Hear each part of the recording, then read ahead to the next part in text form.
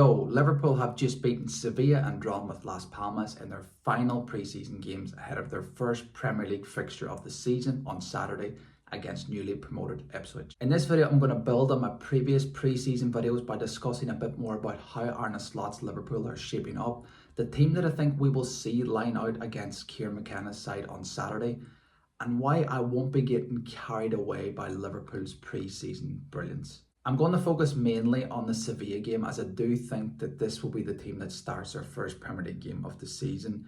The Las Palmas game gave us our first real look at Robertson, Gakpo and Nunez in this pre-season, but none of them did well enough to force the way into the manager's thinking, in my opinion. When playing out from the back against Sevilla, Liverpool were very much a 4-2-3-1 in the first half and more of a 3-2-4-1 in the second half when Trent Alexander-Arnold started inverting into midfield. With Alisson, Trent and Van Dijk all back in the starting 11, Liverpool looked much happier and much more comfortable baiting the opposition's press, which worked really well to draw Sevilla onto them, pulling them out of shape, and in doing so, leaving lots of space for Liverpool to exploit, which they duly did. Luis Diaz's second goal just before half-time, however, came from a direct ball from Alisson to Salah, who then pinned the central defender, knocked the ball down to Jota, who then threaded Szoboszlai in behind, who then squared it for Luis Diaz to tap home. It was a beautiful move. This might have looked a bit off the cuff, but we've seen this a lot in pre-season, a direct ball to the focal point of Liverpool's attack, a knockdown and then a first-time pass in behind.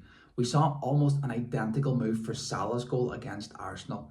When Liverpool recognise that they have a numerical superiority in the opposition's half, they aren't afraid to bypass the midfield to take advantage of this. And this highlights my favourite aspect of Arne Slot's coaching, and that is his tactical flexibility. We can build attacks with a back four or with one of the full-backs inverted into midfield. There's lots of rotations between the three midfield players and between the three attacking players, especially on Mohamed Salah's side of the pitch. We saw Szoboszlai and Salah interchanging positions quite a few times in this game. Having two players on either side of the pitch providing the width is obviously very important for Arne Slot. So when Salah did come more central, Szoboszlai would take over the responsibility of playing on the right-hand side. And this was also evident for Luis Diaz's second goal, which I just mentioned a moment ago, with Salah starting to move centrally with that knockdown for Jota and Szoboszlai crossing from the right to set up the goal. A player that really impressed me in this game was Ryan Gravenberch, playing as the City midfield player in the double pivot beside Alexis McAllister. Unlike Endo and Jones, he's very comfortable taking the ball on the half turn.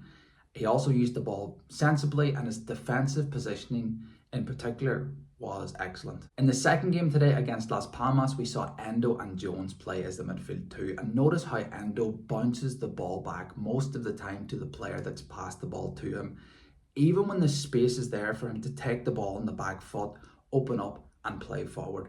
This is also something that doesn't come natural to Curtis Jones, and it's why I think Gravenberch has been preferred to both of them in this position.